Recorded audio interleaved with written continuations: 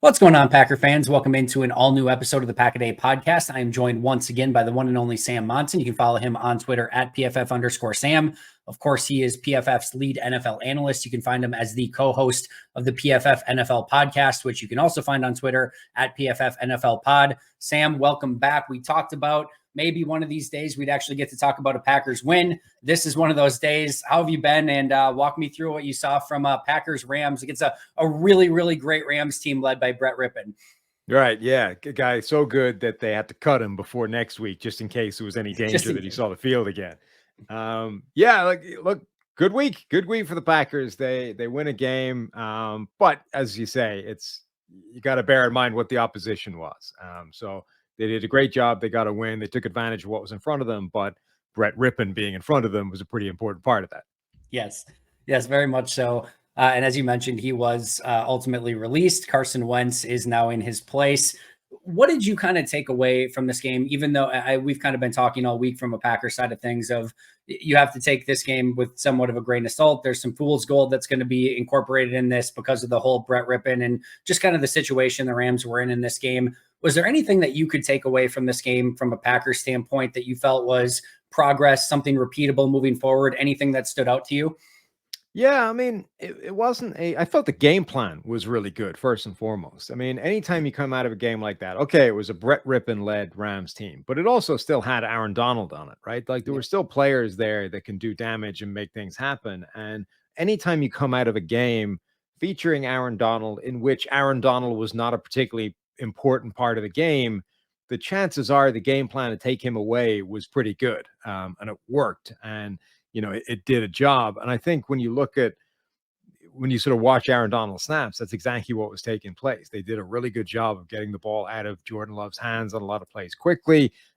They dialed up deeper shots and longer developing plays only when Aaron Donald wasn't on the field. The plays that he does go to the sideline and take off, it's almost like a bat signal that, okay, turn to the next page of the playbook, the one we don't open when Donald is on the field.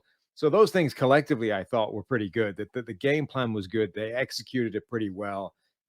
They were more efficient than they typically are with their offense, and there was still meat left on the bone. I mean, it's not like this was perfect, and there were still mistakes made, as we've been talking about all season long. They didn't cost them in this game largely because of the opposition, but it does still mean that when you start looking at it in that light, there's more to come. That there are plays there that they didn't make that were still available.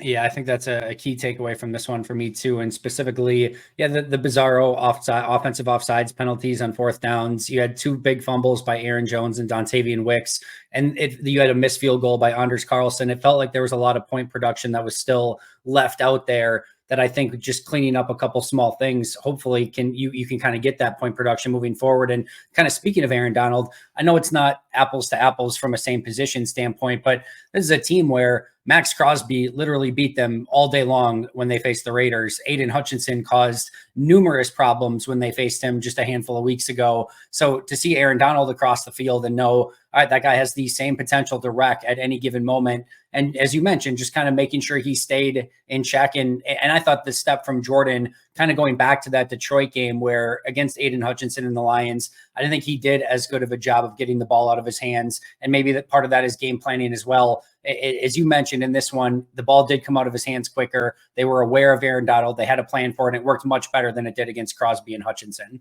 Yeah, and you can see like there was one play where they clearly dialed up a deep shot because Donald wasn't on the field, right? And it was a play action. There were only two guys in patterns, really. They were both pushing deep down the field, and neither one of them was open. And Jordan Love had all day to sort of stand there, bounce, wait for something to happen. Eventually, nobody was going to uncover, so it was a sort of check down, albeit 110 yards down the field to Musgrave, I think. But you're watching that play, and I don't know how long he was bouncing around back there. But you're like, this is dead if Aaron Donald is on the field. Like already the play is over, but Donald isn't there, and nobody else in the Rams was making the play in that period of time. Like that's the kind of thing that's just sort of smart play calling, game planning, understanding when Donald's on the field, when he's not, because it completely changes what you can run on those plays. It's a really astute observation, and honestly, I hadn't heard anyone mention that as of yet. Of just kind of some of the stuff that they were dialing up when Donald wasn't on the field makes all the sense in the world, and it does show some of the things that Green Bay's coaching staff is doing to try to get this team back on track, putting some points on the board, which has been such an issue for this team. And again, in this one, only 20 points still, despite having a much better game this week. I did want to kind of discuss Jordan Love's game a little bit more. I believe PFF's highest graded game of the season, and probably his career, depending. I don't know where he ended up in that Eagles game. In lieu of Rodgers a season ago, but 83.2 grade. Obviously, you guys liked what you saw this week. Yeah, I thought he was good. I mean, obviously, we talked about a lot of stuff being sort of high percentage, good game plan things, but there was some nice throws in there as well, and he was particularly effective on third down. Third down, I think he was 6 for 8 for the 5 of those were move the chains, were on first downs. There was some meat left on the bone. There was an underthrown deep shot to Christian Watson that probably should have been a touchdown. Yeah. But there was some really nice plays in there as well. There was a 3rd and 17, really nice pickup. There was a big sort of deep over to Luke Musgrave where he has to layer it over a linebacker to get it there. There was a nice sort of another long third down. I think there was a nice out route to Dontayvion Wicks from the slot. Again, needed some good location to get it there. So I thought that was a good game from Jordan Love. That was the kind of game where if this is our baseline, we can work with this. Like, this was the kind of player that they would want to see from him. In your time covering the NFL, have you seen an offense or a quarterback that has had so much more success in the second half of games than in the first half of games? Because it's sort of astounding. If you look at the halftime box score for really both quarterbacks in this one, but for Jordan too, there's nothing to write home about. And then all of a sudden, the second half comes along, and it's all of a sudden like the game slows down for him, and everything just kind of opens up and becomes much easier for him. It has been a trend for this offense and Jordan Love through the course of the season, and it's so bizarre that they have all this success in the second half of games and have much better point production. Yeah, I'm sure something like this has happened before, but I can't think of one. His splits are wild. And a lot of times these are just sort of small sample size things that swing back in the other direction after a period of time, but it has been consistent with him. Like, it's crazy that the first half you get this awful version and the worst version of Jordan Love, and then the second half it's a different player. And it's a big swing in not just the numbers, but like PFF grade as well. It's very, very unusual. It is. I remember back at early Brett Favre days where there were times where he just needed to get an early completion to sort of settle down. And I forget which quarterbacks it was. I think a couple of different ones have said it where like they just need to get hit. I think it was actually Aikman maybe when he was commentating one time where he's like, I needed to get hit in the game before I kind of settle down and kind of feel it does. I've kind of hypothesized it does feel like Jordan kind of gets going a little bit more when he gets on the move. Maybe when he picks up a big scramble, you can kind of see him get a little bit. He's a very even keeled guy, but he gets a little bit more energetic when I don't know if he just needs to kind of get hit a couple times or get moving or something where it just like kind of picks up his heartbeat a little bit. But it is very weird how in the second half, it just everything kind of slows down for him and the offense as a whole. All right, a couple other players that I wanted to talk about from grades this week. First, on the offensive side of the ball, a player that's getting, I think, more buzz as of late is Dontayvion Wicks, 74.9 grade. I thought this was an interesting one. He had a really nice day, but also had a big fumble first play of the second half, sort of a fluky one where he's reaching out for the sticks, doesn't get touched. Ball pops up right into the defender's arms. They obviously, deliberate on it for a while. It was clearly a fumble. But your thoughts on Wicks, and then still the high grade despite the fumble in this one, or high-ish grade? Yeah, I mean, it was a ridiculous fumble. Like, it was a cartoon Looney Tunes type turnover. It was absolutely insane. Aside from anything else, like, you didn't need to reach for the first down. Like, there was no point in doing that. And when you actually look at it from any kind of sideline angle, it literally looks like he throws the ball at the cornerback from the floor. It's ridiculous looking. But yeah, that happened. It was a heavy downgrade for us. But every time he caught the ball, I think he moved the chains, right? Like, he had 4 or 5 catches. All of them went for first downs. Even that one, technically, he got the first down before he drew the ball away. So, and even in our system, right? Like, he'll get credit for that. He'll get credit for the sort of first down catch, and then he gets a massive negative for then the fumble part of it. Like, the compound grade ends up as a big negative, but he does get credit for the play he made before, making a mess of it. So yeah, like every time he touched the ball, something good was happening. And then that one time after the good thing, he did something truly ridiculous. But the speed is evident. He's got quickness. You could see they were using him, sort of dragging him across the field a lot of times, and it was causing the Rams DB some problems. So I thought generally he had a pretty good game, and that one cartoon fumble.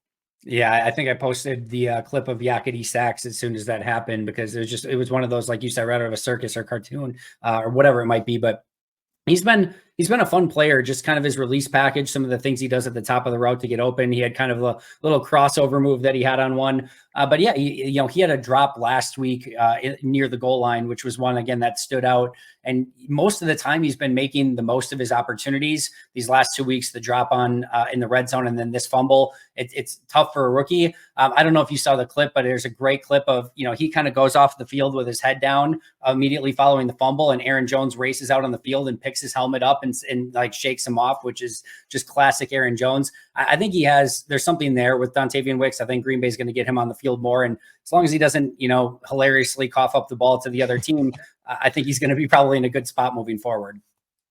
And then another one, Carrington Valentine, another rookie, day 3 pick, same as Dontayvion Wicks. This one was a 7th rounder, 84.9 grade this week, was awesome in coverage, multiple pass breakups. I know obviously everyone was able to see it and see some of the clips posted this week, but your thoughts on Carrington Valentine? Yeah, he looked really good. His stats were crazy. There were like 8 targets, 1 catch for 14 yards or something, and 3 pass breakups. And it wasn't just, now, not every one of those is him making a great play. There was some bad just execution by the Rams offense. Again, let's circle back to Brett Rippon was the quarterback thing, right? That's your numbers in coverage are probably going to look better when Brett Rippon is your quarterback. But it was the variety of ways that he was, I think, challenging those throws. It was interesting to me. There was one where he's making a play on, a deep kind of comeback type play, almost like the next target. Maybe he's challenging what's like a smoke route from like 7 or 8 yards and off coverage, right? Those are the auto plays that offenses make, where it's like, oh, the corner's 8 yards off. I'm just going to turn it and fire it out to my receiver, who's going to make a play. Now the ball was high, again, Brett Rippon, right? It's not a good throw, so that's going to help, but Valentine's there. He's right at the receiver at the catch point, having been 7-8 yards off in coverage and having been challenging previous plays from deeper down the field in off coverage. So he was just consistently in the right place at the right time, and several times was able to make a play because of that. But even when he wasn't, and even when the execution from the offense was bad, like he was right there where he was supposed to be, doing a good job in coverage. Yeah, his close on that play that you mentioned was a play that definitely stood out to me as well. Love the energy that he brought to the field. I kind of been talking about all week too. It's, to replace a player like Rasul Douglas, have to come in. Everyone's talking about the leadership that Rasul plays with on the field. That's a tough thing to come in and replace, and to just come in and bring a ton of energy and then play the way that he did, Brett Rippon or not, I thought was really impressive and hopefully indicative of, more to come.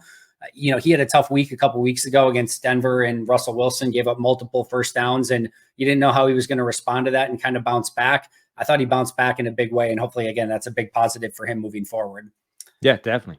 Speaking of those 2 rookies that we just talked about, Dontayvion Wicks and Carrington Valentine, we're basically at the midway point of the season for Green Bay. They've played 8 of their 17 games. This was a 13-person draft class for Green Bay. 10 of these, especially after seeing Anthony Johnson Jr. Start this past week, 10 players of this group, we've seen some pretty significant, or at least a smattering of playing time from, that we can start getting a little bit of a taste of maybe who they are as players. Lucas Van Ness, Luke Musgrave, Jaden Reed, Tucker Kraft, Colby Wooden, Dontayvion Wicks, Carl Brooks, Anders Carlson, Carrington Valentine, and Anthony Johnson Jr. being those 10.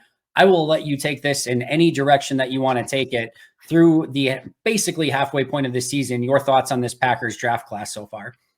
I think it's looking like a really good draft class. I mean, I liked a lot about the class at the time. I think number one, picking a lot of times in the draft is a good thing anyway, right? Because you're just maximizing your chances of finding good players. Number two, I like the approach they took of, if we have certain positions that we need production from, let's draft 2 or 3 players from that position group. And if one of them doesn't work out, fine, but we're maximizing the chances that at least one of them is going to come good. And it won't necessarily be the first one you pick, right? Like you could argue that Carl Brooks has been making more plays than Lucas Van Ness for the Yep. defensive line spot that they were trying to fill. On the other hand, Luke Musgrave looks like by far the best tight end they drafted in the group, right? So sometimes it'll be the top guy you draft, sometimes it's not.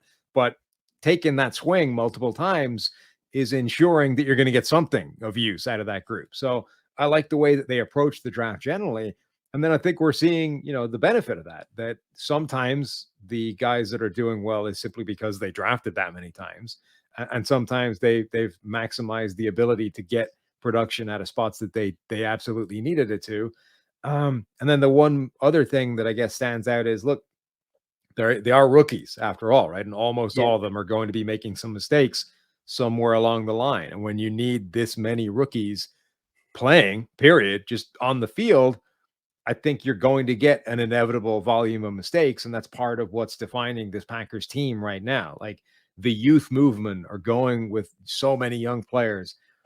I think it's laudable in a lot of ways. I think it might be a smart way to build a team ultimately, but there's going to be some growing pains, right? Like you need a level of experience to clean up some of the mistakes. And really that's going to be what like the future for Green Bay comes down to, is how quickly and how thoroughly can we iron out all of these errors and bad plays that they're making and just keep the good stuff. Yeah, I think the interesting thing about this draft class, I think Tucker Kraft is probably the one of that group that hasn't maybe quite had the flash plays that maybe everyone else has at one point or another. Everyone else you can point to and basically say in at least a handful of plays here or there, you can see some really positive performances and plays from just about every single one of them. I think the thing that you're always looking for, especially when you do have a 13-person draft class, again, wherever you may draft them, you're always trying to find that Pro Bowl or maybe even all pro caliber player. I think that's going to be the big measuring stick for this class is, can one of these players, not this year, obviously, probably not next year, but in the next 2, 3, 4 years, can one of these guys step up, really be that all pro or Pro Bowl caliber player? We're seeing, I think, some really potential starting caliber player. And obviously guys like Musgrave are starting right now and playing well. But can you find that kind of big time player? I think that's going to be the ultimate deciding factor for this class.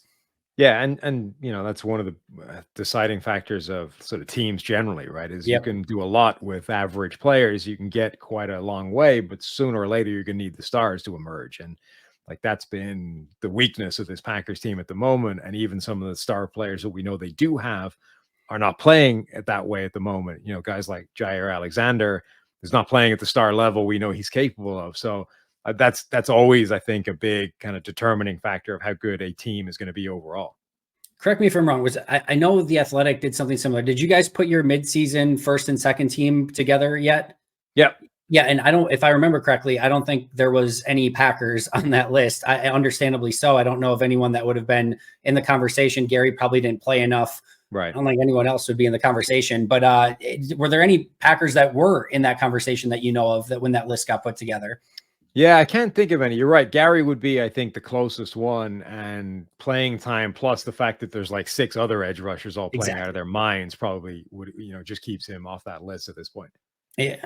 Yeah, I think so too. And I think that's, again, the big thing, not only with just this draft class, but this team as a whole. It's really fun to have a lot of these early first-round picks, second-round picks, Christian Watsons, Quay Walkers, Devontae Wyatts, all the guys we just mentioned from this draft class. And I think there's a lot of potential and a lot of talent there. But now it's going to be, all right, which of these players can develop into stars, and that next player, like a Rashawn Gary, even if it does take a couple of years or so to get to that level. And if you don't have a single player on a first or second team all pro, kind of stratosphere right now, which again, Gary's probably the only one even in the conversation, that kind of tells you where you're at as a team. And they're going to have some bigger hits, either from the players they already have from a development standpoint, or wherever that first round pick ends up next year and their other 2 second round picks because of the Aaron Rodgers trade, that like they need to start hitting on some high end talent. Yeah, and you don't even need that many of them. I mean, the Rams are an extreme version of how sort of few of those guys you can get away with, and everything else doesn't matter. Like they put together a Super Bowl caliber roster with like 5 guys that are playing at that kind of level, and just a whole bunch of other people making up the numbers, right? Like 53 guys on the roster. So 49, 48 of them basically inconsequential. They just had 4 or 5 guys at the most important positions all playing out of their minds, and that's good enough. I mean, Chiefs too, right? Like Mahomes, Chris Jones, Tyreek Hill, Travis Kelce. Probably, yeah, it's probably like the main group, right? Like the 4 or 5 guys that you need playing at an extremely high level. Yeah, I mean, I think the Chiefs are they were a more well-rounded roster. There Agreed. was better distribution throughout it. Like the Rams, I think are the most extreme version of like everything got sunk into 5, 6 guys. And everything else was like the caliber of the other 47, 48 guys was way lower. But it shows that like not only can you be successful doing that, I mean, you can be a contender doing that if you get that kind of the right players playing at the right level. So I think it sort of shows you how few you do need to hit, but you're going to need them to hit eventually. Big time. All right, before we let you go, Packers Steelers this upcoming week. I'm sure everyone's just drooling over the Joe Barry defense versus the Matt Canada offense. What are you going to be looking forward to in this game, and some key things to watch? Well, you've got that, and you've got two teams that only seem to come alive, in the second half or the fourth quarter. Like this is going to be a weird game where nobody's doing anything for 3 quarters, and then suddenly the game goes nuts, and Kenny Pickett and Jordan Love are trading blow for blow, in the final 8 minutes to decide what the hell is going to happen in the game. Amazing. It is a bizarre dynamic for both of them. Yeah, I think so too. I'm excited because it just has this aura of bizarreness about it, and I am all for a crazy, bizarre, weird matchup. Steelers have a little extra time to rest coming off a Thursday night win. I'm going to be interested to see the whole George Pickens situation following the Thursday night football stuff. I'm expecting they maybe try to get the ball in his hands a little bit. And like you said, that you just turn off the game until halftime and then turn it in the second half and see what's going on. It's probably going to see some fireworks at that point. Sam, amazing stuff as always. Where can we find your work? Tell us about the podcast. Anything else you want to plug? Yeah, pff.com or the PFF NFL podcast, wherever you get your podcasts, or YouTube. That's where we're all at every day. Make sure to check out the pod. It's awesome every single time. Again, you can follow him at PFF_Sam. You can follow me at Andy Herman NFL. You can follow the podcast at Pack-A-Day Podcast. For Sam Monson, I'm Andy Herman. Thanks so much. We'll see you next time. And as always, go Pack Go.